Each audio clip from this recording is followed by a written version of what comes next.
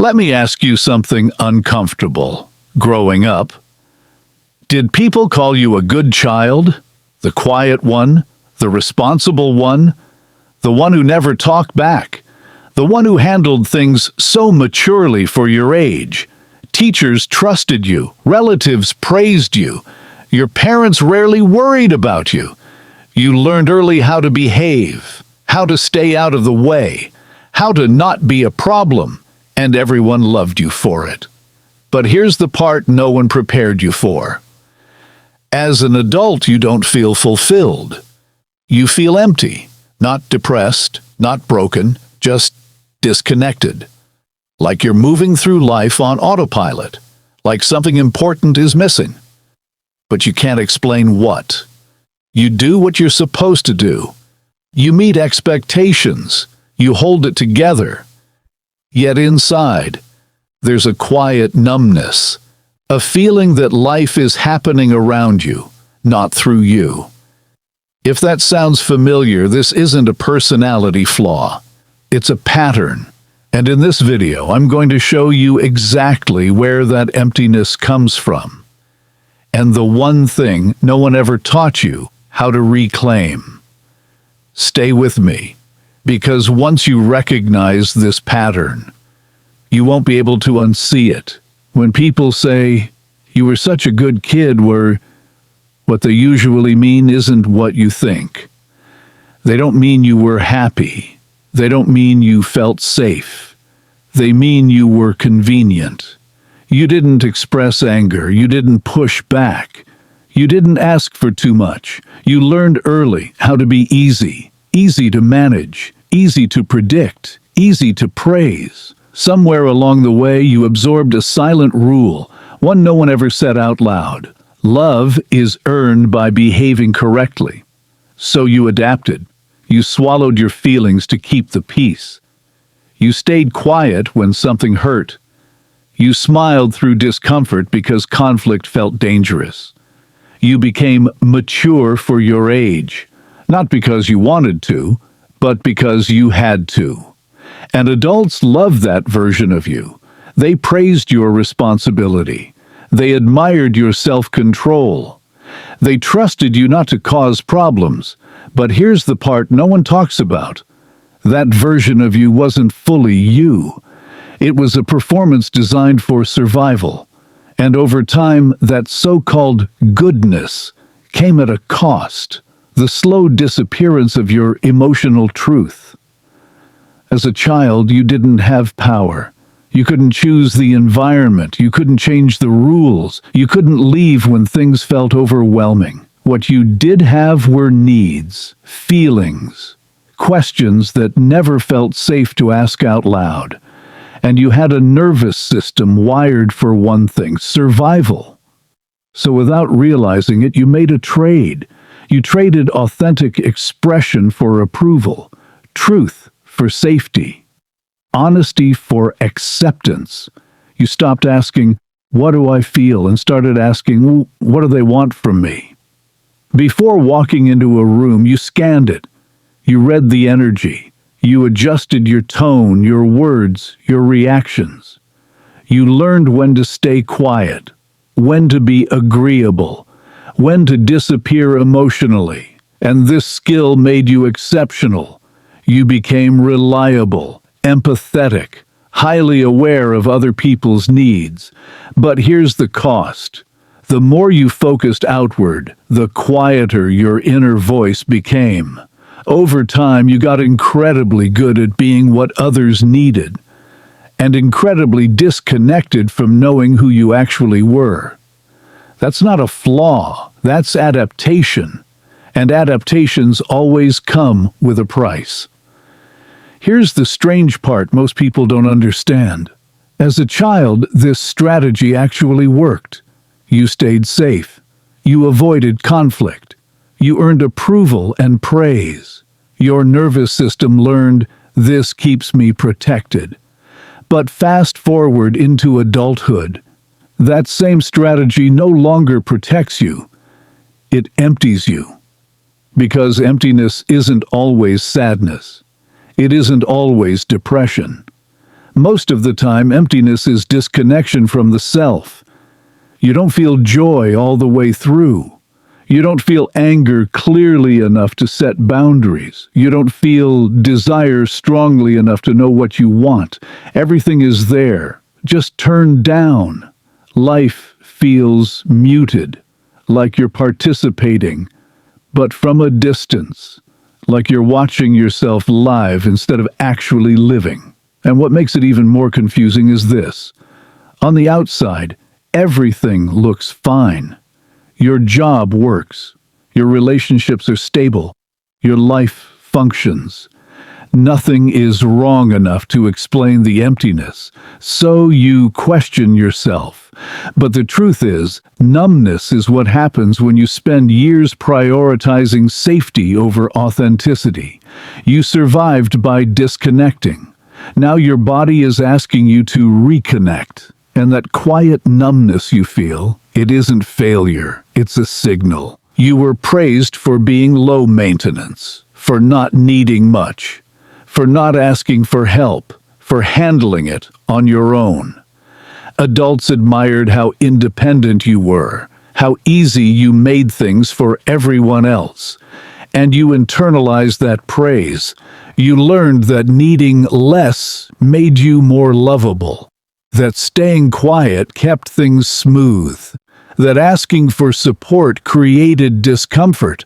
So now, as an adult, you hesitate before wanting anything. You overthink simple requests. You minimize your needs before anyone else has the chance to. You say, "It's fine," even when it isn't. You say, "Don't worry about me," and mean it, even when it costs you. And slowly, something subtle happens. Your inner world gets ignored. Not just by others, but by you. You stop checking in with yourself. You stop honoring what feels heavy. You stop believing your needs deserve space. Here's the truth most people never say out loud. When you learn to survive by not needing, you also learn how to disappear. Not physically, emotionally. You're present, dependable, and composed, but quietly absent from your own life. And that absence, that's where the emptiness grows. Many people who were good children feel most alive only during a crisis, when someone needs help, when there's a problem to solve, when chaos appears and responsibility suddenly lands in your hands. In those moments, something clicks. You know who you are. You know what to do. You feel useful, focused, needed, because crisis gives you a role. It gives you structure. It gives you permission to exist without guilt. But when things are calm, when no one needs rescuing, when there's no emergency to manage, you feel restless, empty, strangely lost, and you might tell yourself you're unmotivated or lazy. You're not. What you're experiencing is what happens when your identity was built around being useful instead of being real. Growing up, you were valued for how well you responded to others' needs, not for what you wanted, not for what you felt. So you became excellent at reacting. But no one taught you how to choose, how to want something just because it matters to you, how to move without urgency, how to exist without a task. Crisis feels familiar because it mirrors your childhood environment. Calm feels uncomfortable because there's no role to play, and without a role, you don't know who you're allowed to be yet. Let's talk about anger, the emotion you were never allowed to have. As a child, anger wasn't safe for you. Maybe it led to punishment. Maybe it created tension you didn't know how to handle. Maybe it disappointed the very people you depended on. So you learned to shut it down. You told yourself it wasn't a big deal. You swallowed it. You pushed it deep enough that you stopped noticing it altogether. But anger doesn't disappear, it transforms. unexpressed anger turns into chronic exhaustion. It turns into people-pleasing. It turns into quiet resentment you feel ashamed for having. It turns into emotional numbness. So now you don't walk around feeling angry. You walk around feeling drained, tired for no clear reason, irritated but unable to explain why, disconnected from joy and motivation. You might even feel guilty for these feelings because on the surface your life seems fine. But what you're actually experiencing isn't burnout. It's suppressed emotion. Anger is energy. It's information. It's the signal that a boundary was crossed. When you never learned how to feel it safely, your body carries it instead. And that's why some days you don't feel angry at all. You just feel tired of existing, and you don't know why. Ask a good child turned adult a simple question. What do you want? And notice what happens. There's a pause, a tightening in the chest, a quiet discomfort that's hard to explain. Not because you don't care, but because no one ever asked you that growing up. Instead, you were told what was expected of you, what was appropriate behavior, what was acceptable to want, and what wasn't. You learned early how to fit inside those rules. So now, as an adult, when someone asks what you want, you hesitate. You second-guess your answer before it even forms. You scan the room, not to feel, but to calculate.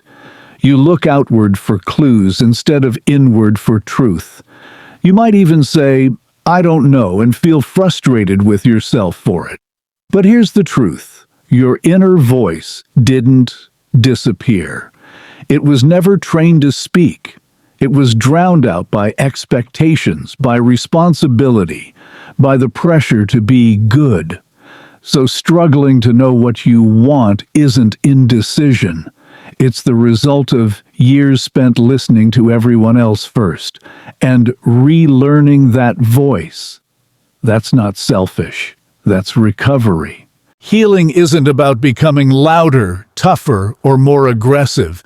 It's not about suddenly speaking your mind at every moment or forcing confidence you don't feel yet. Real healing is quieter than that. It's about learning something deeply uncomfortable and deeply radical. Self-permission. Permission to feel what you feel without needing to justify it. Permission to want things without guilt attached. Permission to disappoint others without your nervous system going into panic mode. For most of your life, you were trained to override yourself, to stay agreeable, to stay composed, to stay manageable. So healing isn't about finding your purpose or chasing motivation. Emptiness doesn't come from a lack of direction. It comes from emotional disconnection. And the only way out of that numbness is reconnection. That means allowing feelings you were taught to avoid. Sadness, anger, desire, grief. Not to act them out, but to acknowledge them. Especially the messy ones. Because those emotions carry information about who you are and what you need. When you give yourself permission to feel without fixing, something begins to return. Not excitement, not confidence, presence.